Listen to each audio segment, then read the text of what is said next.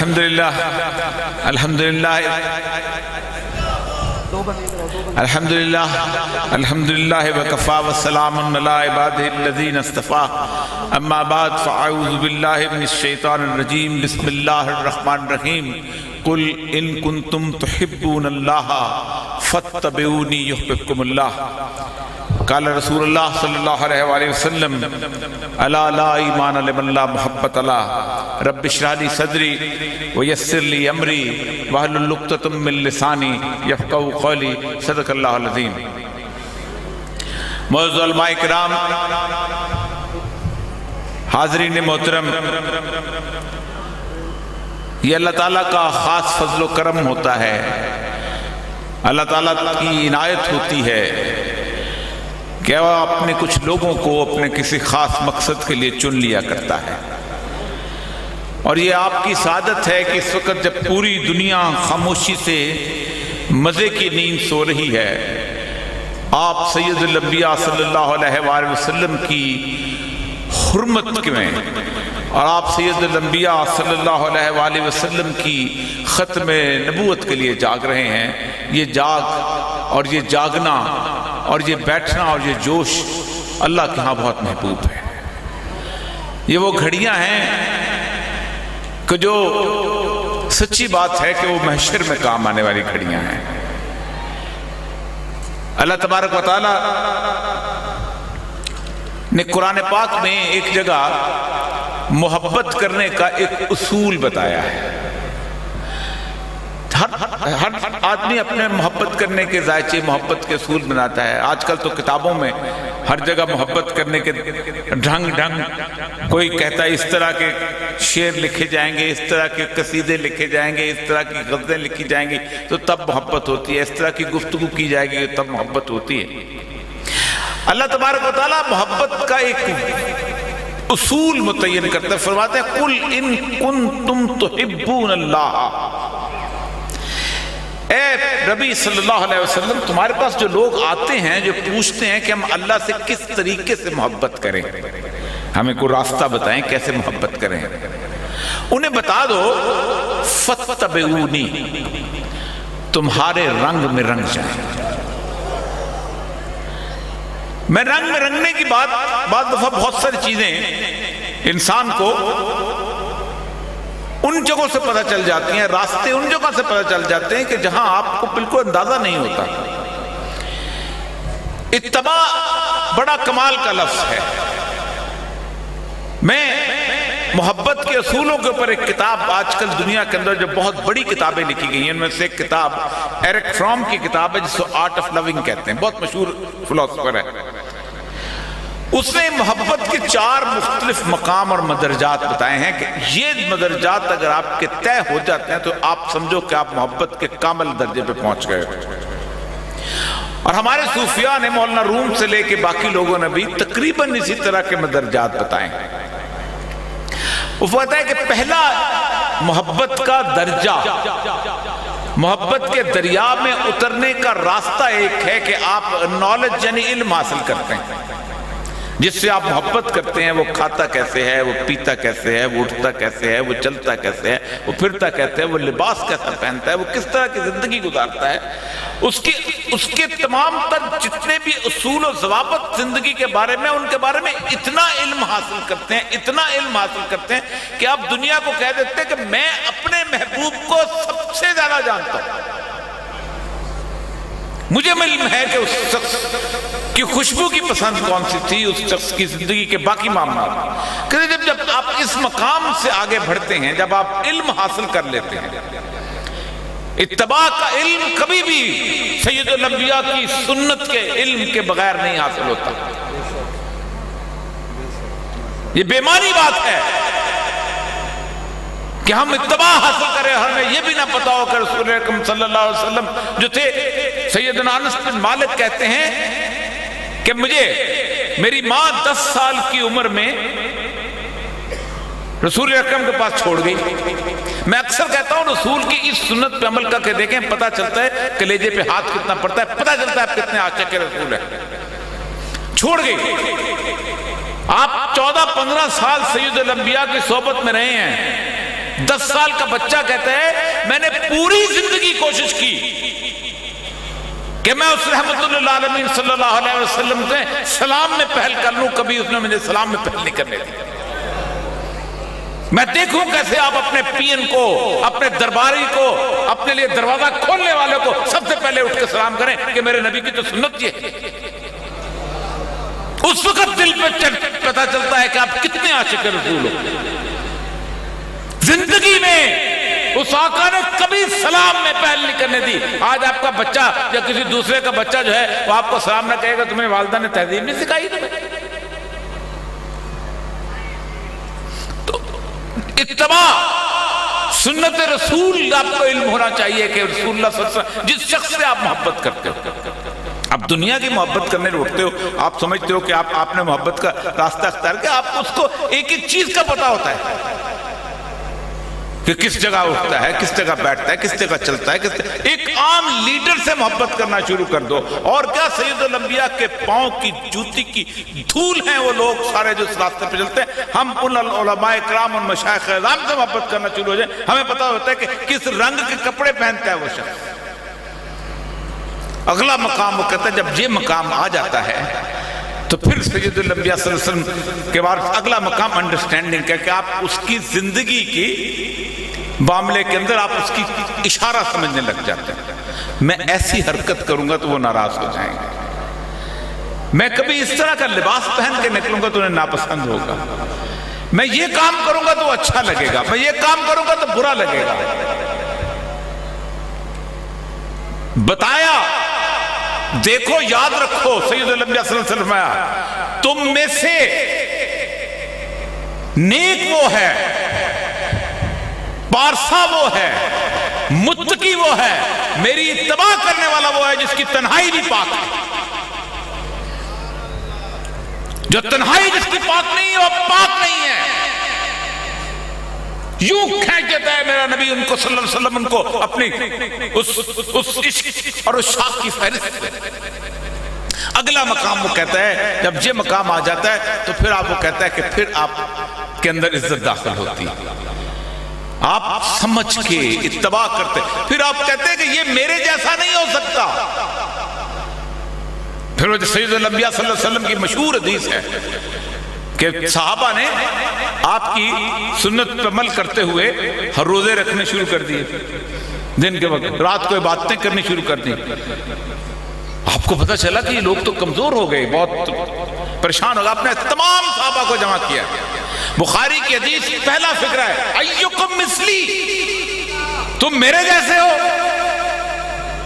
میرا اللہ مجھے کھلاتا بھی ہے، مجھے پلاتا بھی ہے، مجھے سب کچھ کرتا ہے، میں روزے رکھتا بھی ہوں، میں نہیں بھی رکھتا ہوں، میں اپنی بیویوں کے پاس بھی جاتا ہوں، لیکن یاد رکھو تم نے، اللہ اس حد تک پسند کرتا ہے استغفار کو کہ اگر تم نے ایسا رویہ اختیار کرنا شروع کر دیا تو اللہ تم لوگوں کو یہاں سے فارغ کرے گا، یا ایک نئی نسل آباد کرے گا جو گناہ کرے اور استغفار کرے، جو گناہ کرے اور استغفار کرے۔ انڈرسٹینڈ کریں۔ اس کے بعد جب آخری مقام آتا ہے تو پھر آپ اس کے لیے پین لیتے ہو۔ اس پہ میں رسول اکرم کی ایک حدیث آپ کی نظر کرتا ہوں کیونکہ بہت خوبصورت باتیں کی انہوں نے عشق رسول کے بارے میں۔ آپ نے ایک عشق رسول کا پیمانہ بتا دیا اور یہ اتنا بڑا پیمانہ ہے۔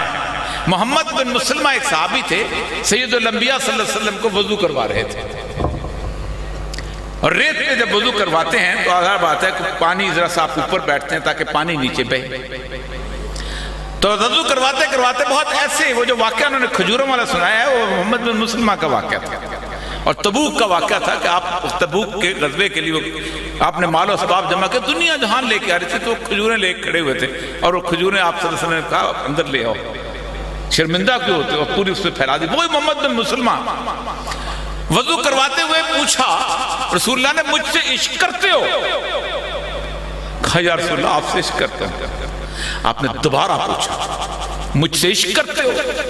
کہا یا رسول اللہ آپ سے عشق کرتا ہوں۔ تیسری دفعہ جب سوال کیا اور محمد بن مسلمہ نے کہا ہاں یا رسول اللہ میں آپ سے عشق کرتا ہوں، فرمایا جو مجھ سے عشق کرتا ہے اس پر مصائب اور آرام ایسے آتے ہیں جیسے پانی میں چیپ کی طرف جاتا ہے۔ کیسے ہو سکتا ہے کہ دنیا کا عشق کرو تو آپ کی زندگی اجرن ہو جائے، آپ امتحان میں فیل ہونے لگو، آپ کے محلے والے آپ کو مذاق اڑائے کہ یہ شخص عشق کا بھوت سوار ہے، آپ کے بھائیوں سے لڑائی ہو جائے، آپ کے والدین سے لڑائی ہو جائے، میرے رسول صلی اللہ علیہ وسلم کا عشق آسانی سے مل جائے؟ ناممکن ہے یہ سودا۔ جو مجھ سے عشق کرتا ہے اس پر مصائب اور آلام ایسے آتے ہیں، پانی نچیب کی طرف جاتا ہے۔ یہی وجہ ہے کہ آج کتنی آسانی سے ہم کہتے پھرتے ہیں کہ ہم تعداد میں تھوڑے ہیں، ہم کمزور ہیں، ہمارے ہاں ہم لڑیں گے کیسے۔ میں صرف نقشہ پیش کرنا چاہتا ہوں سید الانبیاء صلی اللہ علیہ وسلم کی اس پہلی جنگ کا۔ حفیظ نے نقشہ کھینچا کہ تھے ان کے پاس 2 گھوڑے، لوگ کتنے تھے؟ 313، 2 گھوڑے، 6 زرہیں اور 8 سلور تھے ان کے پاس۔ 2 گھوڑے، 6 زرہیں، 8 شمشیریں، پلٹنے آئے تھے یہ لوگ دنیا بھر کی تقدیریں۔ صرف اتنے تھے، 6 گھوڑے تھے، 2 گھوڑے تھے، 6 زرہیں، 8 تلواریں۔ مقابلے پہ 1000 کا لشکر تھا جس کے پاس ہر شخص کے پاس تلوار تھی، ہر شخص کے پاس ڈھال تھی، ہر شخص گھوڑے پہ سوار تھا۔ روانگی جب ہوئی ہے 70 کلومیٹر کا فاصلہ ہے بدر کا، کسی ایک نے پوچھا رسول اللہ مروانے میں جا رہے ہو؟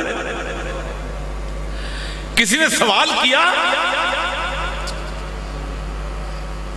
اس لیے کہ ان کو علم تھا کہ جس نبی کے پیچھے جا رہے ہیں اس کا وعدہ ہے کہ اگر ہم ثابت قدم ہوئے تو تنزل الملائکہ، تو پھر ملائکہ نازل ہوا کرتے ہیں۔ اور یہ کوئی دور کی بات نہیں ہے، میں اکثر کہتا ہوں ہمیں کسی قادسیہ کی، کسی پرانے زمانے کے صلاح الدین ایوبی کی مثال دینے کی ضرورت نہیں۔ جن لوگوں نے اللہ پہ توکل کیا، وَمَنْ يَتَوَكَّلْ عَلَى اللَّهِ، کل کی بات ہے، ہمارا پڑوس ہے جو اقبال کہتا ہے کہ افغانیوں کے غیرت دی کا ہے یہ علاج، ملا کو اس کے کوہ دمن سے نکال دو۔ وہ انہوں نے ایک تصور لیا تھا، وہ لوگ کہتے ہیں پٹھان جیتا ہے، نہیں، جب تک پٹھان نے سید الانبیاء کا کلمہ نہیں پڑھا تھا سکندر رونتا ہوا آیا تھا اور رخسانہ ان کی لڑکی سے شادی کی تھی اور اس کو دنیا پوری میں دکھایا تھا۔ لیکن جس دن سے انہوں نے سید الانبیاء صلی اللہ علیہ وسلم کا کلمہ پڑھا ہے، آپ حیران ہوں گے کہ 1905 میں سورج نہیں غروب ہو رہا تھا برطانیہ کے اوپر، کینیڈا میں بھی جھنڈا اس کا لہراتا تھا، آسٹریلیا میں بھی جھنڈا اس کا لہراتا تھا۔ 20,000 سپاہی، اس پورے ہندوستان کو 30,000 سپاہیوں نے بیک وقت نہیں مستقل بڑے لیول پہ فتح کیا تھا ٹوٹل۔ اس میں سے 20,000 سپاہی کابل فتح کرنے گئے تھے، ایک ڈاکٹر کو زندہ چھوڑا تھا اور کہا تھا جاؤ بتا دو یہاں وہ لوگ ہیں جو کہتے ہیں وَمَنْ يَتَوَكَّلْ عَلَى اللَّهِ۔ دوسری دفعہ میرے اور آپ کی آنکھوں کے سامنے کی بات ہے، دنیا کی دوسری بڑی سپر پاور جو کہا کرتی تھی کہ ہم اس دنیا کے اندر ایک کمیونزم کا راج، جنہوں نے تاجکستان فتح کر لیا، جنہوں نے ازبکستان فتح کر لیا، جنہوں نے کرغزستان فتح کر لیا، جنہوں نے قزاقستان فتح کر لیا، جنہوں نے آذربائیجان فتح کر لیا، جنہوں نے 70 سال تک مسلمانوں کی مسجدوں پہ دروازے اور تالے لگا دیے۔ میں ازبکستان گیا ہوں، میں تاجکستان گیا ہوں، مجھے حافظ ملے، میں نے کہا تم نے کیسے حفظ کر لیا؟ اس نے کہا میرے باپ نے 3 منزلہ تہ خانے بنائے ہوئے تھے تاکہ قرآن کی آواز باہر نہ، ہم نے وہاں حفظ کیا کرتے تھے۔ اس طاقت نے جب افغانستان میں داخل ہوئی ہے، لوگ کہتے ہیں بڑے کمال کی باتیں کرتے ہیں، امریکہ نے مدد کی تو ISI نے مدد کی تو CIA نے مدد کی، چلو مان لیا۔ یہ وہ لوگ کہتے ہیں جن کے گھر میں بچہ پستول نکالے تو کہتے ہیں نیوے میں چلے جائے گی۔ یہ وہ لوگ، میں دانشوروں کو جانتا ہوں نا، بندوق تو انہوں نے چلائی، فتح کر لیا، چلو یہ بھی مان لیا، میرے کھاتے میں ڈال دو، پاکستان کے کھاتے میں ڈال دو۔ اب کیا ہو گیا؟ یہ تو میری اور آپ کی، میرے جوانوں کی آنکھوں کے سامنے 48 ملک، دنیا کی کوئی ایک ملک بھی ان کے ساتھ نہیں ہے۔ یہ دنیا کی پہلی جنگ ہے جہاں پوری دنیا ایک طرف تھی اور 50-60 ہزار دیوانے فرزانے ایک طرف تھے، پوری دنیا ایک طرف۔ 70,000 دفعہ 57,000 دفعہ پاکستان کی سرزمین سے مشرف کے زمانے میں جہاز اڑے ہیں اور انہوں نے اپنے افغان بھائیوں کے پرچے اڑائے۔ اس سرزمین سے کوئی پڑوسی بھی ساتھ نہیں ہے، نہ ایران ساتھ ہے، نہ پاکستان ساتھ ہے، نہ تاجکستان ساتھ ہے، نہ ازبکستان ساتھ ہے، کوئی ساتھ نہیں ہے۔ 18 سال کے بعد حالت یہ ہوتی ہے، اٹھائیں ویٹرن جنرل، 22 امریکن سپاہی روزانہ خودکشی کرتے ہیں، 300 لوگوں کی لاشیں روزانہ اٹھاتے ہیں، 7,70,000 سپاہی، امریکن سپاہی، کوئی اور نہیں، پوسٹ ٹرامیٹک سٹریس سنڈروم کا شکار ہے، پاگل ہو چکے ہوئے ہیں، جن کو ہسپتالوں میں جس کا خرچہ روزانہ سب ملا کے پورے سال کا 61 ارب ڈالر بنتا ہے۔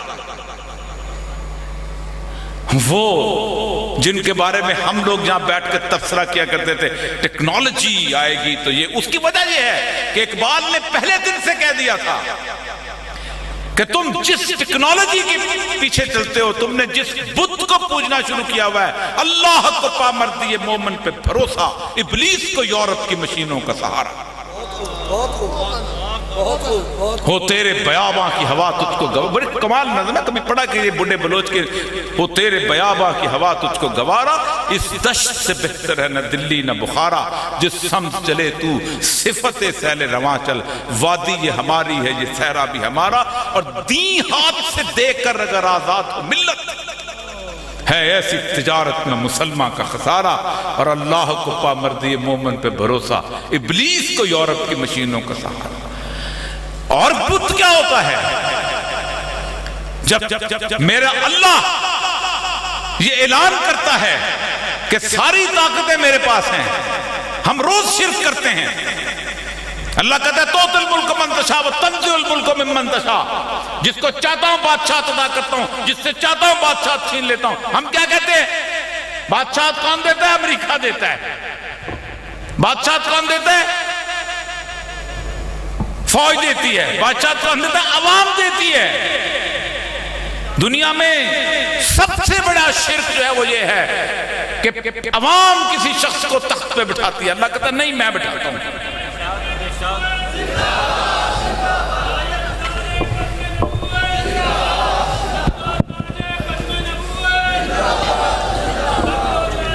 نعرہ تکبیر، نعرہ رسالت، نعرہ رسالت، تاجدار ختم نبوت، تاجدار ختم نبوت، تاجدار ختم نبوت۔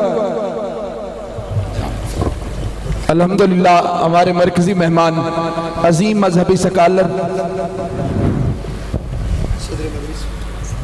عظیم جید جلیل القدر عالم دین برطانیہ سے جن کا تعلق ہے، محترم المقام جناب ڈاکٹر ثاقب اقبال شامی صاحب دامت برکاتہم القدسیہ، آپ اسٹیج کی زینت بنے، دل کی عطا گہرائیوں سے تمام کارکنان یوتھ فورس کی جانب سے، قائد محترم کی جانب سے خوش آمدید کہتے ہیں، اہلا و سہلا مرحبا۔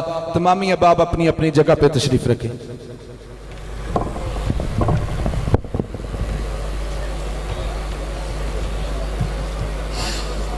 تو میں یہ غرض کر رہا تھا کہ یہ نشانیاں ہمیں بتانے کی ضرورت نہیں دنیا کو کہ 1400 سال پہلے تاریخ میں یہ ہوا تھا، اور اس کے بعد 1100 سال پہلے تاریخ میں ہوا تھا، یا 600 سال پہلے، یہ تو آج کی تاریخ ہے، اس دن کی بات ہے۔ اس کائنات میں کسی کو اب دکھانے کی ضرورت نہیں ہے کہ ڈرون ٹیکنالوجی آراستہ کی ہوئی چیزیں جو ہیں ساری تباہ برباد ہو جاتی ہیں۔ ایسا کیوں ہے؟ صرف آخری بات اس بات پر عرض کر کے ختم کرنا چاہوں گا کہ امت مسلمہ کے سارے تصور کے ساتھ کہ جس کے اندر اس کے فرزانے اور دیوانے جو ہیں ایک طاقتور قوت کو شکست دے دیتے ہیں، اس سے خوف کیوں ہے اور اس کو حصوں بخروں میں تقسیم کیوں کیا گیا ہے؟ ایک چھوٹی سی مثال رسول اکرم کی حدیث اور مرزا قادیانی کی انگریز کے درمیان اور ویسٹرن طاقتوں کے درمیان اہمیت سے بات کر کے ختم کرنا چاہوں گا۔ رسول اکرم صلی اللہ علیہ وسلم نے فرمایا کہ دیکھو تمہاری کڑیاں ٹوٹیں گی، اور سب سے پہلی کڑی تمہاری مرکزیت کی یعنی خلافت کی ٹوٹے گی، اور آخری کڑی یہ ہے کہ آپ نماز آپ سے رخصت ہو جائے گی۔ 1920 سے ایسا وقت ہے کہ جب پہلی جنگ عظیم شروع ہوئی ہے تو 1924 تک آتے آتے انہوں نے مسلمانوں کی اس سلطنت پر حملہ کیا جسے خلافت عثمانیہ کہا جاتا ہے. لوگ کہتے ہیں کہ 30 سال تک اسلام رہا تھا، وہ جھوٹ بولتے ہیں. مسلمانوں کا جو نظام ہے 1924 تک آخر وقت تک اس کا پینل کوڈ نافذ رہا ہے. لیکن صرف ایک بات عرض کروں گا، اس وقت انہوں نے ایک تصور دیا پوری دنیا کو، جس کو اقبال نے کہا تھا کہ لیگ آف نیشنز کے بارے میں اقبال نے کہا تھا کہ مکے نے دیا خاک جنیوا کو یہ پیغام، جمعیت اقوام نہیں جمعیت اعظم.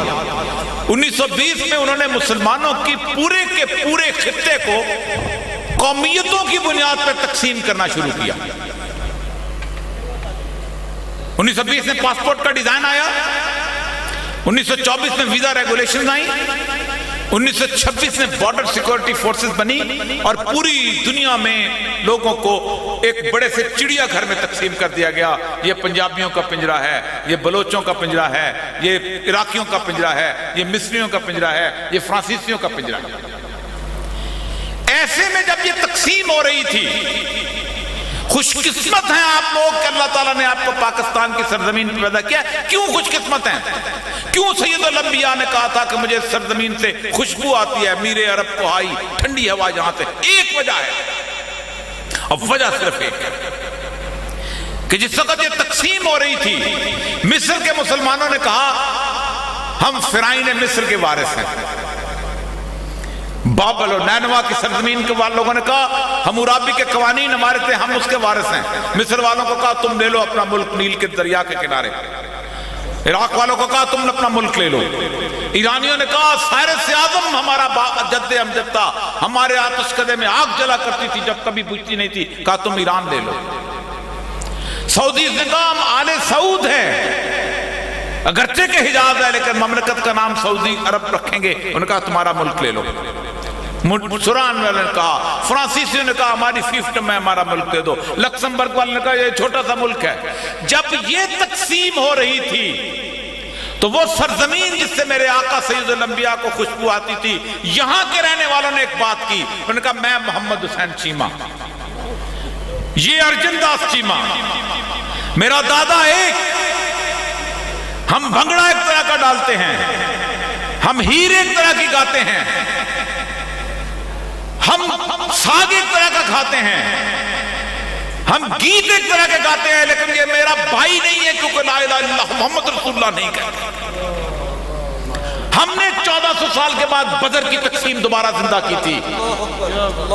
ہم نے 1400 سال بعد بتایا تھا یہ بدر میں رشتہ داریاں نہیں ہیں. حمزہ ابن عبد المطلب ایک طرف ہے تو عباس ابن عبد المطلب دوسری طرف ہے.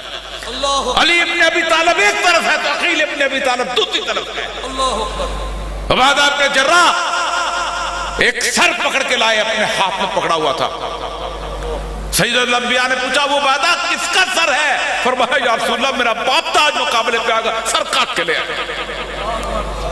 ہم نے 1400 سال بعد کہا تھا نہیں، رشتے کی بنیاد، زمین کی بنیاد، علاقے کی بنیاد، ملک کی بنیاد صرف اور صرف سید الانبیاء صلی اللہ علیہ وسلم کی سنت کے اوپر، کوئی اور بنیاد نہیں. اسی لیے دنیا میں 199 ملک ہیں، ہر ملک کے باہر اس کے علاقے کی تختی لگی ہوئی ہے، اس کی قوم کی تختی لگی ہوئی ہے، اس کے ملک کی تختی لگی ہوئی ہے، اس کی نسل کی تختی لگی ہوئی ہے. میرے ملک کے باہر اللہ کے نام کی تختی لگی ہوئی ہے. 199 گھر ہیں پوری دنیا کے اندر، میرا ملک مسجد ہے. لیکن یاد رکھو گھر میں گند ڈالو گے تو کچھ نہیں ہوگا، مسجد میں گند ڈالو گے تو اللہ کی پکڑ تمہارے ہاتھ آ جائے گی. تم نے 70 سال اس مسجد کو گند ڈالا، تم نے 70 سال اس مسجد کو آلودہ کیا، تم نے 70 سال اس مسجد میں توہین رسالت کی. تمہارے گناہ کم ہیں؟ اللہ کہتا ہے کل هو القادر، میں اس بات پہ قادر ہوں. کس بات پہ قادر ہوں؟ کہ تم پہ عذاب نازل کروں. کس بات پہ؟ من فوقکم، آسمانوں کے اوپر سے بارش برسے، پوری دنیا میں برسے، بہا کے لے جائے تم کو. وَتَحْتِ أَرْجُلُكُمْ، تمہارے پاؤں کے نیچے سے زلزلہ آئے. اللہ 3 عذاب کے 3 طریقے بتاتا ہے، چوتھا نہیں بتاتا. اور بتاتا ہوں جب یہ آیت اتری تھی تو سید الانبیاء نے کیا کیا تھا. تحت پاؤں کے نیچے سے جس وقت زلزلہ آتا ہے نا تو شراب بھی پی رہا ہو تو لا الہ الا اللہ محمد رسول اللہ کہتے ہوئے باہر آتا ہے, کوئی اور یاد نہیں آتا اس وقت. وَتَحْتِ أَرْجُلُكُمْ اگلا عذاب وَيَلْبِسُكُمْ شِيًّا, میں تمہیں گروہوں میں تقسیم کرتا ہوں. وَجُزِيكَ بَعْضُكُمْ بَعْضًا بعض, اور تمہیں ایک دوسرے کی گردنیں کٹوا کے طاقت کے مزے چکھاؤں. اس کو قتل کر دو بلوچ ہے, اس کو قتل کر دو پنجابی ہے, اس کو قتل کر دو شیعہ ہے, اس کو قتل کر دو. اللہ کہتا ہے میں تمہارے پر یہ عذاب نازل کیا, یہ تمہارا نہیں ہے, تمہارے کرتوتوں کی وجہ سے. کیونکہ اللہ نے فرعون کے بارے میں بھی یہی کہا ہے کہ فرعون کہتا تھا, اللہ کہتا ہے فرعون کا جو عذاب کیا تھا, یذبحون ابناءہم ویستحیون نساءہم, تمہاری بیٹیوں کو عیاشی کے لیے زندہ رکھتا تھا اور تمہارے بیٹوں کو قتل کر دیتا. اللہ کہتا ہے فرعون نہیں کرتا تھا. ذالک بلاء من ربہم, یہ تم پر تمہارے رب کا عذاب نازل ہوا تھا. فرعون کی جرأت, فرعون کا مرتبہ, فرعون کی حیثیت کیا ہے کہ تم اس کے نام لو اور تمہارے پر عذاب نازل کرے. اللہ کہتا ہے میں, اس لیے یاد رکھو جو عذاب نازل کرتا ہے وہی ٹال سکتا ہے. ہم کہتے ہیں ہم دہشت گردی پہ قابو پا لیں گے. اللہ کہتا ہے دہشت گردی میں نے تم پہ نازل کی ہوئی ہے تمہارے اعمال کی وجہ سے. ہم اختلاف دور کر دیں گے, ہم نے راستہ نکال لیا. اللہ کہتا ہے میں وَيَلْبِسُكُمْ شِيًّا, میں تم کو گروہوں میں تقسیم کروں. اور کیوں؟ صحابہ کے بارے میں کیا کہا تھا؟ میں ہوں اللہ بین قلوب, میں تمہارے دلوں کو جوڑتا ہوں. تو جو جوڑتا ہے اس سے رجوع کرنا ہے. یہی وجہ ہے کہ ساری کی ساری امت کو پہلے یہاں تقسیم کیا اور آخری وہ ایک چیز رہ گئی تھی کہ اس قوم سے وہ جذبہ چھین لو جس کو وہ جہاد کہتے ہیں, وہ 313 کی وہ کیفیت کہ جو نہ کسی ٹیکنالوجی سے ڈرتے تھے. اس وقت سب سے بڑی ٹیکنالوجی یہی تھی نا کہ ڈالیں تھی اور تلوار تھی اور مریضے تھے اور بھالے تھے, اور اس طرف یہ تھا کہ نہ تیغ و تیر پر تکیہ, نہ خنجر پر نہ بھالے پر, بھروسہ تھا انہیں بس سیدھی سادھی کملی والے پر.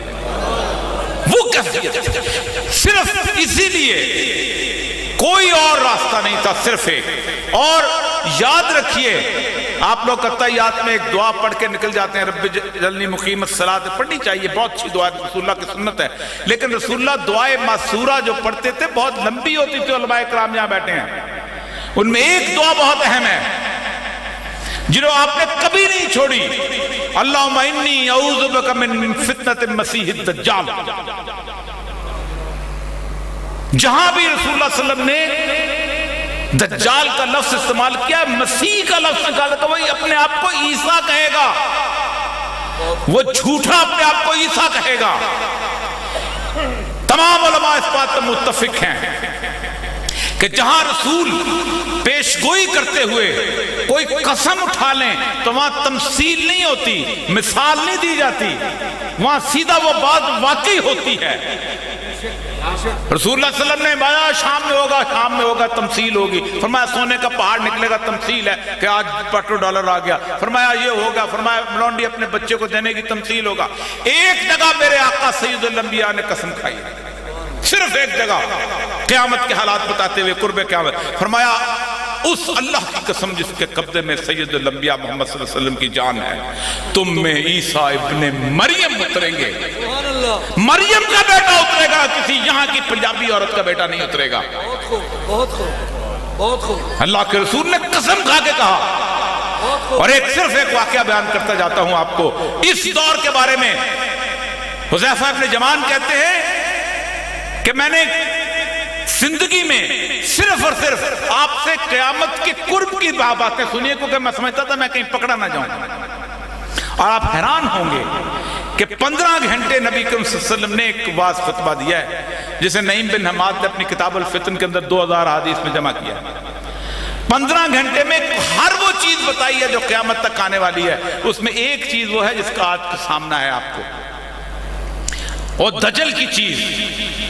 آج رسول اکرم نے فرمایا دجال کی آمد سے پہلے, کیونکہ بڑے دجال سے پہلے 30 دجال آئیں گے, دجال کی آمد سے پہلے کا سال دھوکے اور فریب کے سال ہوں گے. جھوٹے کو سچا کہا جائے گا اور سچے کو جھوٹا, یعنی سچے کو جھوٹا کہا جاتا ہے آج بھی, اور جھوٹے کو دفاع کرنے والے اتنے ہیں کہ نظر نہیں آتے, گننا مشکل ہے. خائن کو امانتدار بولا جائے گا اور امانتدار کو خائن کہا جائے گا. لیکن اگلی بات بڑی کمال کی ہے. میرے آقا سید الانبیاء نے فرمایا تم میں روئی بیضا بولیں گے.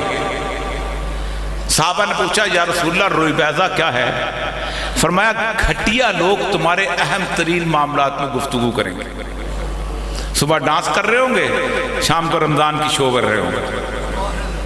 آپ 8 بجے ٹی وی کھول لیں, آپ کو اہم ترین معاملات میں گفتگو کرتے ہوئے وہ لوگ رہیں گے, ایسے لگے گا جیسے شیخ الحدیث انہی کا لقب. گھٹیا لوگ اہم ترین معاملات میں. فرمایا یاد رکھو ایک زمانہ تم پہ آئے گا, متفق علیہ بخاری مسلم کی حدیث ہے, جب پڑھے لکھے لوگ جہاد کا انکار کریں گے. اور حدیث یہاں ختم نہیں ہوتی. فرمایا جب جس کو یہ زمانہ مل جائے, جس کو یہ دور مل جائے کہ جب پڑھا لکھا آدمی جہاد کا انکار کرے, تو یاد رکھو بہترین جہاد کا زمانہ وہی ہوگا. بہترین جہاد کا زمانہ. صحابہ نے پوچھا یا رسول اللہ کیا پڑھے لکھے لوگ بھی جہاد کا انکار کریں گے؟ فرمایا ایسے ہوں گے, اور میرے رحمت اللہ عالمین کے منہ سے یہ بہت کم نکلتا تھا, یہ وہ لوگ ہوں گے جن پر اللہ کی لعنت ہے, اس کے رسولوں کی لعنت ہے, اور ہر لعنت کرنے والے کی لعنت ہے. ہر لعنت کرنے والے کی لعنت. آج وہ زمانہ ہے, یہ وہ فتن کا زمانہ ہے. اسی لیے کینیڈا کا وزیر اعظم بھی مرزا قادیاں والے کا استقبال کرتا ہے, اس کے خلیفے کا. آج جرمنی کا بندہ جو ہے وہ بھی اس کو پوپ کے برابر کا درجہ دیتا ہے. آج 13 ملکوں میں اگر میرے جانے پر پابندی ہے تو اس کی بنیادی وجہ یہ نہیں ہے کہ میں کوئی توپ اور تفنگ اور تیر لے کے نکلا ہوں, اس لیے کہ میں صرف ایک شخص کی نجات نہیں کرتا ہوں کہ جس شخص کو تم امن کا پرچارک کرتے ہو تو بنیادی طور پر اس امت کو تباہ و برباد کرنے والا شخص ہے. بہرحال اللہ تعالیٰ آپ کا یہاں آنا قبول فرمائے, اور اللہ تعالیٰ آپ کو سید الانبیاء صلی اللہ علیہ وسلم کے رنگ میں رنگنے کی توفیق عطا فرمائے. وآخر دعوانا الحمدللہ.